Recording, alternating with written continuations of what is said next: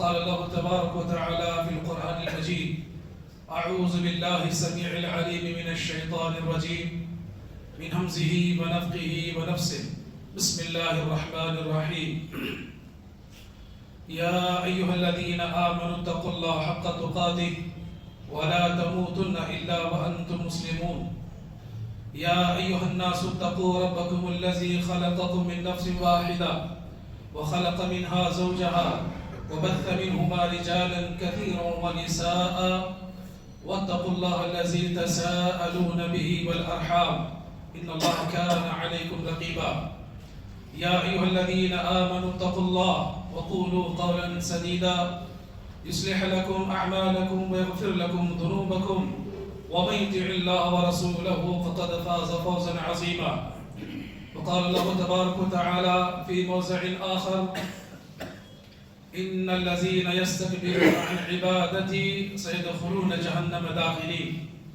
رب اشرح لي صدري ويسر لي أمري واحلل عقدة من لساني يفقهوا قولي. ہر قسم کی حمد و ثنا، تعریف و توصیف، کبریائی اور بڑائی اس اللہ وحدہ لا شریک لہ کے لیے لائق و سزاوار ہے، جس اللہ رب العزت نے مجھے اور آپ کو پیدا کیا، جس نے ساری کائنات کو بنایا، کل کائنات کا خالق، مالک اور رازق ہے۔ اللہ رب العالمین کی حمد و ثنا کے بعد درود و سلام ہو تمام پیغمبروں پر، خصوصاً میرے اور آپ کے پیارے نبی رحمت للعالمین سید المرسلین امام کائنات خاتم الانبیاء امام الانبیاء سید الانبیاء محمد رسول اللہ صلی اللہ علیہ وسلم پر، جن کو اللہ رب العالمین نے ہماری طرف رشد و ہدایت بنا کر کے مبعوث کیا تھا۔ محترم بزرگوں، نوجوانوں، عزیز بچوں و محترمہ پردہ نشین اسلامی خواتین،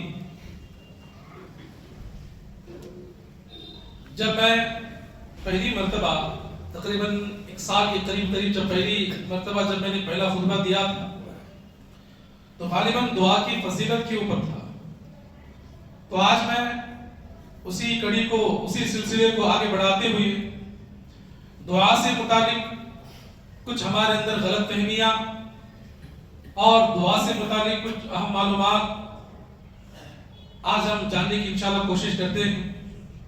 اللہ رب العالمین سے دعا ہے کہ اللہ تعالیٰ جو بھی ہم سنائیں، اللہ سننے سے زیادہ عمل کرنے کی توفیق عطا فرمائے، آمین یا رب العالمین۔ محترم حضرات، ہم میں سے ہر کوئی جانتا ہے کہ اللہ رب العالمین نے مجھے اور آپ کو اس دنیا کے اندر کس مقصد کے لیے پیدا کیا ہے، اور وہ مقصد سورہ ذاریات میں اللہ رب العالمین نے فرمایا وَمَا خَلَقْتُ الْجِنَّ وَالْإِنسَ إِلَّا لِيَعْبُدُونَ، میں نے جنات اور انسان کو دنیا کے اندر صرف ایک مقصد کے لیے پیدا کیا ہے۔ اللہ فرماتا ہے کہ وہ مقصد میری عبادت ہے۔ میرے عزیز دوستو، جیسے نماز عبادت، روزہ عبادت، زکوٰۃ عبادت، حج عبادت، صدقہ عبادت، جہاں بہت ساری عبادتیں ہیں، وہاں ایک اور عبادت ہے جو اللہ رب العالمین کو بہت زیادہ پسند ہے، اور اس عبادت کے ذریعے بندہ اللہ سے بہت قریب ہو جاتا ہے۔ اور وہ عبادت کون سی ہے؟ ترمذی کی صحیح روایت ہے، حضرت سلمان فارسی رضی اللہ تعالیٰ عنہ حدیث کے راوی ہیں، وقال نبی صلی اللہ علیہ وسلم الدعاء هو العبادہ، اللہ کے نبی نے فرمایا دعا ایک عبادت ہے۔ میرے عزیز دوستو، جب اللہ رب العالمین نے حضرت آدم علیہ السلام کو دنیا کے اندر پیدا کیا تو پتا چلا اس زمین کے سب سے پہلے انسان حضرت آدم علیہ السلام ہیں۔ اب سوال یہ پیدا ہوتا ہے کہ انسان نے جب اس زمین پر قدم رکھا تو اللہ رب العالمین کی سب سے پہلی عبادت جو اس روئے زمین پر بندے نے ادا کی ہے وہ کون سی عبادت ہے؟ بندے نے اس زمین پر سب سے پہلے اللہ کے لیے جو عبادت بجا لائی ہے، نہ وہ نماز ہے، نہ وہ روزہ ہے، نہ وہ زکوٰۃ ہے، نہ حج ہے، بلکہ وہ دعا ہے۔ حضرت آدم علیہ السلام جب زمین پر آنے کے بعد پریشان ہوئے، اللہ رب العالمین نے ان کو دعا سکھائی، ربنا ظلمنا انفسنا وان لم تغفر لنا وترحمنا لنكونن من الخاسرین۔ کیا مطلب ہے؟ اے میرے پروردگار ہم نے اپنے نفسوں پر بڑا ظلم کیا ہے، اگر تو معاف نہیں کرے گا، ہم پر رحم نہیں فرمائے گا تو اللہ ہم نقصان اٹھانے والے لوگوں میں سے ہو جائیں گے۔ تو اس بات سے پتہ چلا کہ سب سے پہلے بندے نے اللہ کی عبادت جو زمین پر ادا کی ہے میرے عزیز دوستو وہ دعا ہے۔ دعا عظیم عبادت ہے، اور اللہ کے پیارے نبی محمد رسول اللہ صلی اللہ علیہ وسلم نے فرمایا بندہ جب اللہ رب العالمین سے مانگتا ہے تو ایک مانگنے کا حاجت طلبی کا ذریعہ سمجھ کر کے نہ مانگے، بلکہ دعا کو ایک عبادت سمجھ کر کے دعا کرنی چاہیے۔ بہت سارے ایسے نوجوان ہیں، بہت سارے ایسے بچے ہیں، بہت سارے آج ہماری خواتین میں بچیاں ہیں، عورتیں ہیں، دعا مانگنے کا ایک صحیح طریقہ آج ہمیں نہیں آتا ہے، دعا مانگنے کے آداب آج ہمیں معلوم نہیں، دعا مانگنے کا سلیقہ آج ہمیں معلوم نہیں، بس جو ہے ہاتھ اٹھائے اللہ رب العالمین سے مانگے، دعا قبول ہوئی تو اللہ کا شکر ادا کیے، نہیں ہوئی تو اللہ رب العالمین سے شکایت کیے کہ اللہ سب کی سنتا ہے، اللہ آج ہماری کیوں نہیں سن رہا ہے۔ کچھ آداب ہوتے ہیں، کچھ سلیقہ ہوتا ہے، کچھ اصول ہوتے ہیں، کچھ ضوابط ہوتے ہیں، ان ساری چیزوں کو مکمل طریقے سے ادا کرنے کے بعد اللہ تبارک و تعالیٰ آج ہماری دعا قبول کرتا ہے۔ میرے عزیز دوستو، آپ دیکھتے ہیں کہ ہر عبادت کو ادا کرنے کا ایک وقت مقرر ہے، نماز کو نماز کے وقت میں، زکوٰۃ کو زکوٰۃ کے وقت میں، روزوں کو روزوں کے وقت میں، حج کو حج کے وقت میں ادا کرتے ہیں، یہ عبادت کے لیے ایک وقت ہے، لیکن سبحان اللہ دعا کے لیے کوئی وقت اللہ رب العالمین نے طے نہیں کیا ہے۔ آپ جب چاہے اللہ سے دعا کر سکتے ہیں، آپ جب چاہے اللہ رب العالمین سے مانگ سکتے ہیں، آپ جیسے چاہے اللہ رب العالمین سے مانگ سکتے ہیں۔ اور میرے عزیز دوستوں، دعا مانگنے کے کچھ اصول، کچھ ضوابط میں آپ کو بتاتا ہوں۔ سب سے پہلے سیکھنے کی بات ہے، اللہ تعالیٰ مجھے بھی سیکھنے کی، اللہ تعالیٰ آپ کو بھی سیکھنے کی توفیق عطا فرمائے۔ میرے عزیز دوستوں، کچھ لوگ اس طرح دعا کرتے ہیں، ترمذی کی صحیح روایت ہے اللہ کے رسول صلی اللہ علیہ وسلم نے اس طرح دعا کرنے سے منع فرمایا ہے۔ کیسے؟ توجہ کے ساتھ۔ کچھ لوگ کہتے ہیں کہ اللہ تو چاہے تو میرے گناہوں کو معاف فرما، اللہ تو چاہے تو مجھے اولاد دے، اللہ تو چاہے تو میری بیماری کی شفا عطا فرما، اللہ تو چاہے تو میرے مال میں برکت دے۔ یہ جو چاہنا جو لفظ ہے، تو چاہے تو اس طرح کہنے سے نبی نے منع فرمایا ہے۔ کیوں؟ کہ اللہ کے سوا کوئی اور ذات ہے جو ہماری دعا قبول کر سکتی؟ نہیں، لیکن نبی نے فرمایا یقین کے ساتھ دعا کر کہ اللہ تو میرے گناہوں کو معاف فرما، اللہ تو مجھے اولاد دے، اللہ تو میری بیماری کو شفا عطا فرما۔ کیوں؟ کیونکہ اللہ کے سوا ساری کائنات میں دعا قبول کرنے کے لائق کوئی نہیں ہو سکتا ہے، تو دعاؤں میں یقین ہونا چاہیے۔ میرے عزیز دوستو، یہ جو چاہنے والا جو الفاظ ہے اللہ تو چاہے تو معاف فرما، اس طرح کہنے سے اللہ کے رسول صلی اللہ علیہ وسلم نے منع فرمایا ہے۔ میرے عزیز دوستو، میرا اور آپ کا کام یہ ہے اللہ رب العالمین سے مانگنا، کب دینا، کس وقت دینا، اور کہاں دینا، کتنی مقدار میں دینا، کیسے دینا، یہ اللہ بہتر جانتا ہے۔ لیکن ہم کبھی مایوس نہیں ہونا چاہتے۔ کچھ لوگ کہتے ہیں کہ مولانا دن بھر میں دعائیں کرتا رہتا ہوں، مہینوں مہینے دعائیں کر رہا ہوں، گھر سے پریشانی ختم نہیں ہو رہی، بچے ہمارے جو ہے نافرمان بنتے جا رہے ہیں، گھر میں خیر و برکت نہیں ہے، دکان میں کسٹمر نہیں آ رہا ہے، بچے کی شادی نہیں ہو رہی ہے، قرض بڑھتا جا رہا ہے، یہ ساری پریشانیاں ہو رہی ہیں، پتہ نہیں اللہ تبارک و تعالیٰ کی رحم کی نظر ہمارے اوپر کب ہوگی۔ غلط بات ہے، اس طرح کے الفاظ ادا نہیں کرنے چاہیے۔ میرے عزیز دوستو، مسند احمد کی صحیح روایت ہے، غور کریں، ایک ایک حدیث آج ہمارے لیے ضروری ہے۔ انشاءاللہ اللہ ہمارے دل میں ایمان میں اللہ تبارک و تعالیٰ اضافہ کرے گا انشاءاللہ۔ میرے عزیز دوستو، تین اصول ہیں، اچھے طریقے سے سن لیں انشاءاللہ، کبھی مایوس نہیں ہوگی انشاءاللہ۔ تین اصول ہے، مسند احمد کی صحیح روایت، اللہ کے نبی صلی اللہ علیہ وسلم فرماتے ہیں تین اصول۔ سب سے پہلے میں اور آپ جب اللہ سے دعا کرتے ہیں، سب سے پہلا اصول یہ ہے کہ اللہ ہماری دعا کیا کرتا ہے؟ قبول کرتا ہے۔ یہ پہلا اصول ہے انشاءاللہ۔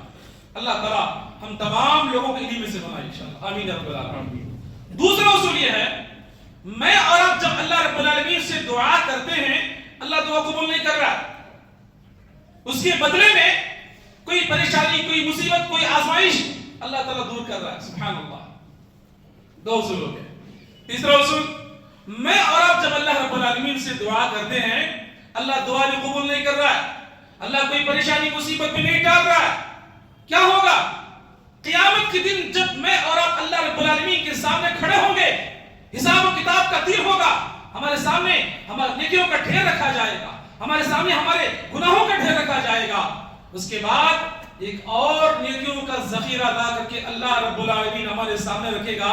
بندہ کہے گا کہ اللہ یہ کون سی نیکیاں ہیں، میں تو اسے نہیں جانتا، میں نے تو یہ نیکیاں نہیں کی ہیں. اللہ رب العالمین فرمائے گا بندے دنیا میں تو مجھ سے دعا کیا کرتا تھا، مجھ سے مانگا کرتا تھا، رات میں اٹھ کے گڑ گڑا کے رو رو کے مجھ سے دعا کرتا تھا، لیکن تیری دعا کو میں نے قبول نہیں کیا تھا، اس کا بدلہ میں تجھے آج عطا کر رہا ہوں.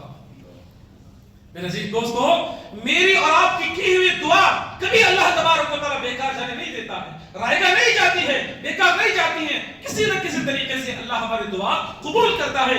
شرط یہ ہے ہم اللہ تبارک و تعالیٰ سے کبھی مایوس نہ ہو. دوسرا، دعا قبول ہونے کے کچھ امکان ہوتے ہیں. کبھی کبھی دعائیں فوراً قبول ہو جاتی، کبھی کبھی دعائیں دنوں بعد، ہفتوں بعد، مہینوں بعد، سالوں بعد، صدیوں کی بعد بھی اللہ رب العالمین نے دعا کو قبول کیا ہے. کچھ دعائیں فوراً. حضرت ابو ہریرہ رضی اللہ تعالیٰ عنہ گھر میں تشریف فرما ہے. ان کی جو ماں تھی ابھی اسلام قبول نہیں کی تھی، کفر کی حالت میں تھی، اور اللہ کے رسول صلی اللہ علیہ وسلم پر بہت زیادہ گالی گلوچ اور برے برے الفاظ نبی کو جو ہے اپنے زبان سے ادا کیا کرتی تھی. حضرت ابو ہریرہ رضی اللہ تعالیٰ نے ایک مرتبہ بڑے غمگین کے ساتھ دل میں بڑا درد لیتے ہوئے گھر سے باہر نکلے کہ کاش اللہ تعالیٰ میری ماں کو ہدایت دے. آنکھوں میں آنسو تھے. نبی کے دربار میں پہنچے. اللہ کے رسول نے کہا کہ ابو ہریرہ تمہارے آنکھوں میں آنسو کیوں؟ یہ آنسو کی وجہ کیا ہے؟ ابو ہریرہ رضی اللہ تعالیٰ عنہ نے کہا اللہ کے رسول صلی اللہ علیہ وسلم میری ماں جو کفر کی حالت میں ہے آپ کے لیے برے برے الفاظ اپنے زبان سے نکالتی ہے، دل برداشت نہیں کرتا. ایک فرمائش لے کر کے آپ کے پاس آیا. وہ فرمائش یہ ہے آپ میری ماں کے حق میں دعا کریں، آپ میرے ماں کے حق میں دعا کریں. اللہ اکبر. یہاں اللہ کے نبی آسمان کی طرف ہاتھ اٹھاتے دعا کی، اللہ ابو ہریرہ کی ماں کو تو ہدایت نصیب فرما.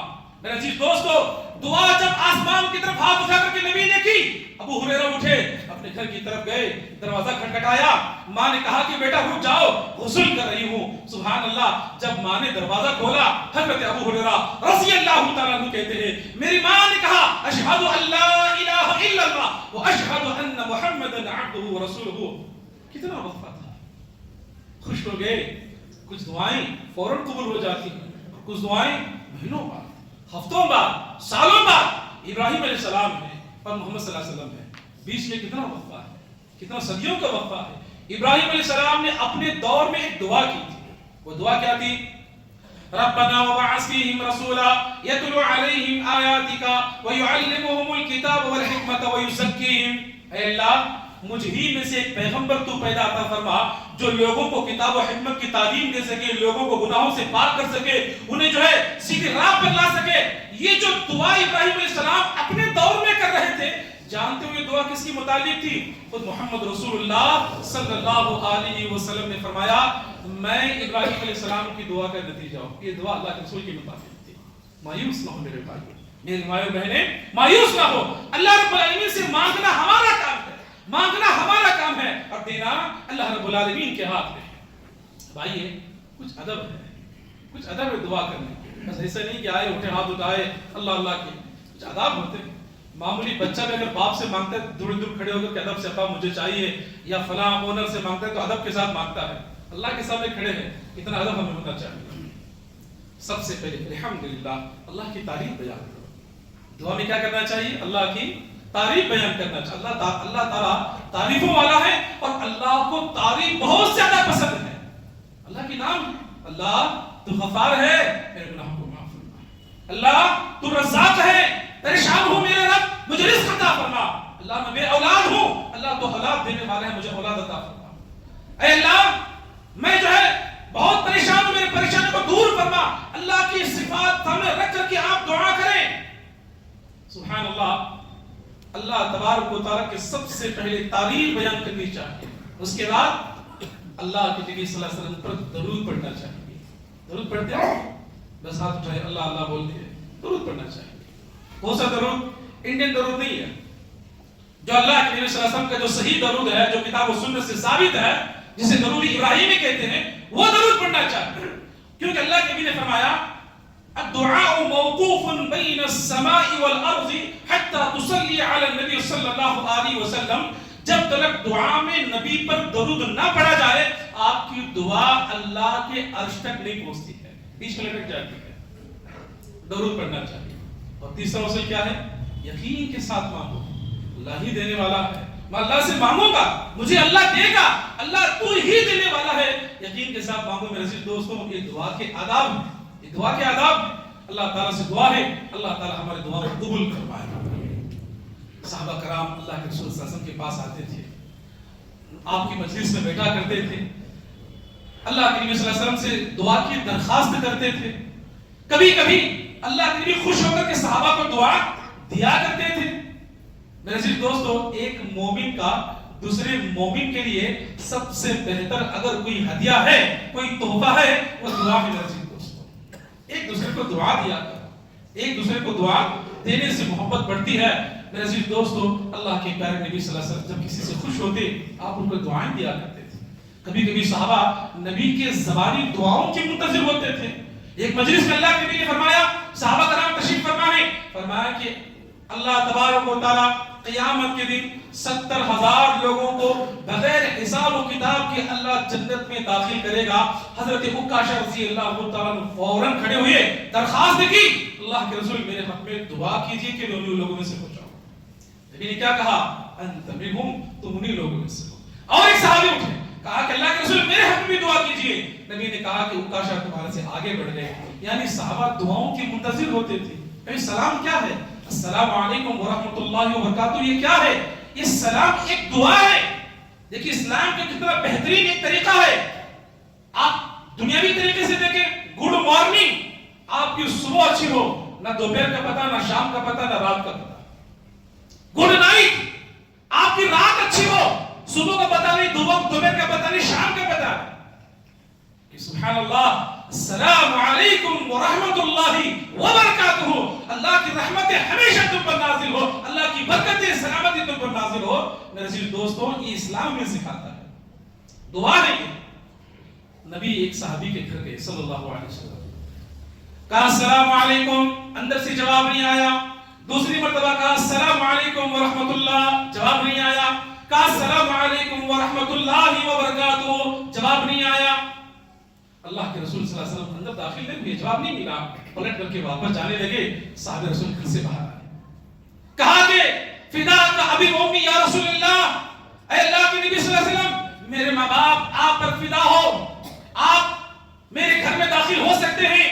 آپ میرے گھر میں آئے، سلام کر رہے تھے، آپ کی زبان سے بار بار میرے لیے رحمت کے، برکت کے، سلامتی کے الفاظ نکل رہے تھے. میں آہستہ جواب دے رہا تھا، آپ میرے گھر میں داخل ہو سکتے ہیں. ایک دوسرے کو سلام کرو. سلام ایک دعا ہے میرے عزیز دوستو. کچھ ایسے لوگ ہیں جن کے اللہ تعالیٰ دعا قبول نہیں کرتا ہے. کچھ ایسے لوگ ہیں جن کے اللہ تعالیٰ دعا ضرور قبول کرتا ہے. کون لوگ ہیں جن کے اللہ تعالیٰ دعا قبول کرتا ہے؟ اللہ تعالیٰ جس کی دعا قبول کرتا ہے اس میں سے ایک وہ آدمی ہے، ترمذی کی صحیح روایت ہے، اللہ کے نبی صلی اللہ علیہ وسلم فرماتے ہیں ایک بھائی کی اللہ دعا قبول کرتا ہے جو بھائی اپنے دوسرے بھائی کے پیٹھ کے پیچھے دعا کرتا ہے. آپ کا ایک بھائی کہیں بھی رہتا، پڑوس میں رہتا، ایک بھائی اپنے دوسرے بھائی کے پیٹھ کے پیچھے دعا کر رہا ہے. اللہ آسمان سے فرشتہ نازل کرتا ہے، کہتا ہے کہ اللہ یہ جو مانگ رہا ہے اللہ تو بھی اس کو وہی چیز سے عطا کر دے. دعا قبول کرنے اور قبول کرنے کا کتنا بہترین طریقہ ہے. بھائی کے پیٹھ کے پیچھے غیبت مت کرو، بھائی کے پیٹھ کے پیچھے اس کی برائی بیان مت کرو، اس کے عیبوں کو لوگوں کے سامنے ظاہر مت کرو، بلکہ دعا دیا کرو. اس کو دعا تم دو گے، اللہ تعالیٰ تمہاری بھی قبول کرے گا، اس کی بھی قبول کرے گا. اور اللہ کس کی دعا قبول کرتا ہے؟ جو سفر میں ہوتا ہے. دعوت المسافر، دعوت المظلوم، جو مظلوم ہوتا ہے اللہ تعالیٰ سے دعا کرتا ہے، اللہ اس کی دعا قبول کرتا ہے. جو سفر میں ہوتا ہے اللہ تعالیٰ اس کی دعا قبول کرتا ہے. میرے عزیز دوستو، ایسے اولاد کی اللہ تعالیٰ دعا قبول کرتا ہے جو اولاد اپنے ماں باپ کے حق میں دعا کرتی ہے. کون سی اولاد اپنے ماں باپ کے حق میں دعا قبول کرے گی؟ کون سی اولاد اپنے ماں باپ کے حق میں دعا کرے گی؟ وہ اولاد اپنے ماں باپ کے حق میں دعا کرے گی جو ماں باپ نے دنیا میں اسے بتایا ہوگا کہ بیٹا یہ شرک ہے، یہ توحید ہے، یہ سنت ہے، اگر تم یہ عمل کرو گے اللہ دعا قبول نہیں کرے گا، اگر تم حرام کی کمائی کھاؤ گے تو اللہ تعالیٰ تمہاری دعا قبول نہیں کرے گا، اگر تم ناجائز والے کام کرو گے اللہ تعالیٰ تمہاری دعا قبول نہیں کرے گا، اگر تم جو ہے لوگوں کی غیبت، لوگوں کی برائی، اس کی پیٹھ کی کچھ برائی بیان کرتے رہو گے اللہ تعالیٰ تمہاری دعا قبول نہیں کرے گا۔ اولاد کو جب ہم صحیح تربیت دیں گے، دنیا سے جانے کے بعد ماں باپ جب جنت میں پہنچتے ہیں اللہ کہتا ہے، اللہ رب العالمین ماں باپ کے درجوں کو تھوڑا بلند کر دیتا ہے۔ دونوں ماں باپ کہتے ہیں کہ اللہ جنت میں آنا ہی ہمارے لیے بڑی بات ہے، جنت میں آنا ہی ہمارے لیے بڑی بات ہے، اللہ یہ جو مقام جو تمہیں دیا ہے یہ کس لیے ہے؟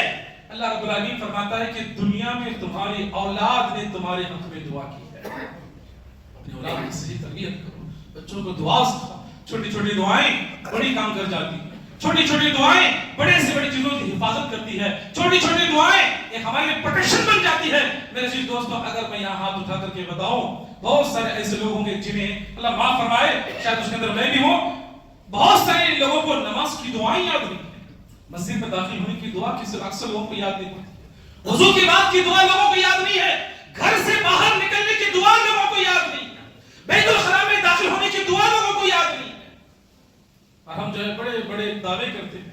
دعاؤں کا اہتمام کرو میرے عزیز دوستو، گھروں میں آج جو جنات و پریشانیاں، یہ مسائل، یہ جو بڑے بڑے پریشانیاں آتی ہیں، یہ سب جو ہے گھروں میں اور باہر ذکر و اذکار نہ ہونے کی وجہ ہے۔ میرے عزیز دوستو دعاؤں کا اہتمام کیا کریں۔ اور کون لوگ ہیں جن کے اللہ تعالیٰ دعا قبول نہیں کرتا؟ سب سے پہلے اللہ کے رسول صلی اللہ علیہ وسلم فرماتے ہیں جو انسان حلال کا رزق استعمال نہیں کرتا، جو انسان حلال کا رزق اگر استعمال کرتا ہے حرام طریقے سے، اللہ اس کی دعا قبول نہیں کرتا۔ میرے دوستو دعا قبول نہیں کرتا اللہ تعالیٰ اس کی، کسی بھی طریقے کا حرام کی کمائی کیوں نہ ہو۔ لیکن آج اگر ہم دیکھیں تو ہاں بہت سارے بزنس، مسائل، لون، فلاں لون، یہ آج ہم سب گرے ہوئے ہیں۔ اللہ تعالیٰ ان چیزوں سے اللہ ہمیں نکالے اور صحیح حلال رزق استعمال کرنے کی اللہ توفیق عطا فرمائے۔ اس کے بعد جو حدیث بتانے جا رہا ہوں مستدرک حاکم کی صحیح روایت ہے، علامہ البانی رحمہ اللہ علیہ نے اس حدیث کو صحیح قرار دیا ہے، غور کریں۔ وَرَجُلٌ امْرَأَةُ سَيِّدُ الْخُلُقِ، اللہ ایسے شوہر کی اللہ تعالیٰ دعا قبول نہیں کرتا جس شوہر کی جو بیوی ہے بد اخلاق ہے۔ اللہ یہ میں نہیں کہہ رہا، یہ میرے الفاظ نہیں ہیں، آپ نمازی ہیں، آپ روزہ دار ہیں، ساجی ہیں، بڑے بڑے عمرے حج آپ نے سارے کام آپ نے کر لیے ماشاءاللہ، لیکن گھر میں اپنی خاتون کی تم نے صحیح طریقے سے تربیت نہیں کی، کبھی جو ہے اپنی خاتون کو پردے کا لحاظ نہیں کروایا۔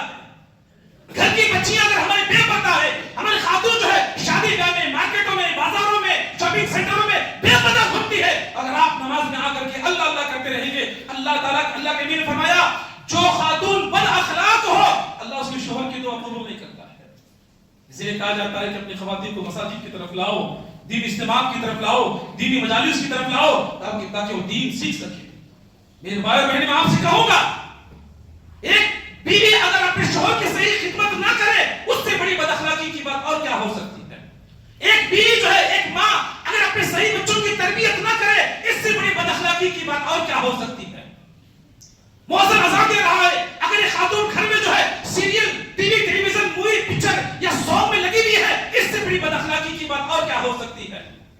اگر ہماری بچی بے پردہ کالج کو جاتی ہے، بے پردگی کا مظاہرہ کرتی ہے اور ماں اگر اسے نہیں روکتی ہے، اس سے بڑی بد اخلاقی کی بات اور کیا ہو سکتی ہے؟ جوان بیٹا سویا ہوا ہے اور ماں جو ہے اس کو نماز کو بھیجنے کے بغیر اسے سلا رہی ہے، اس سے بڑی بد اخلاقی کی بات اور کیا ہو سکتی ہے؟ اللہ تعالیٰ ایسے شوہر کی دعا قبول نہیں کرتا میرے بھائی، اسی لیے گھر کا ماحول بنا بہت ضروری ہے، تب جا کے اللہ تعالیٰ ہماری دعا قبول کرتا ہے۔ اللہ رب العالمین ایسے شوہر کی اللہ تعالیٰ دعا قبول نہیں کرتا جو اٹھا کٹا ہے، کما سکتا ہے، طاقتور ہے، سب کچھ اس کے پاس ہے، چاہ کر کے کمائی کر سکتا ہے، لیکن کیا ہے آرام سے گھر میں بیٹھا ہوا ہے اور اپنی خاتون کو کام پر لگایا ہوا ہے، اس کی کمائی پر کھا رہا ہے۔ اللہ ایسے شوہر کی دعا قبول نہیں کرتا ہے۔ میرے عزیز دوستو، مارکیٹ میں آپ رہتے ہیں، لین دین ہوتا ہے، دکان ہو، آفس ہو، ہوٹل ہو، فلاں ہو، لین دین ہوتا ہے۔ اللہ کے نبی نے فرمایا اگر آپ کسی کو کوئی روپیہ دے رہے ہیں، 10 روپیہ ہو، 10 लाख हो, 10,000 हो, 10 रुपया क्यों ना हो, अगर आप किसी को दे रहे हैं, नबी ने फरमाया लिख लिया करो कि आज के दिन फला तारीख को फला को मैंने इतना रुपया दिया है, लिख लिया करो।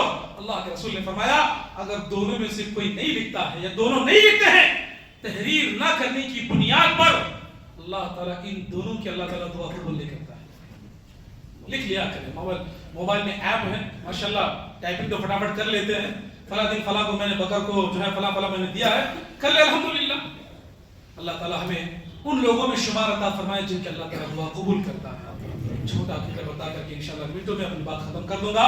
मेरे अजीज दोस्तों, आज लोग कहते हैं कि बहुत सारे लोग कहते हैं कि मौलाना साहब हम बड़े गुनहगार हैं, हम बड़े गुनहगार हैं और हमने इतने गुनाह के काम किए हैं, हम क्या बताएं, अल्लाह ताला हमारी दुआ कबूल करेगा कि नहीं करेगा।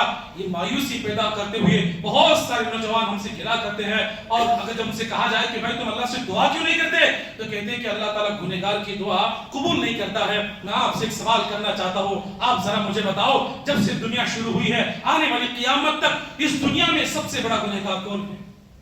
कौन है? इब्लीस है, वो शैतान है।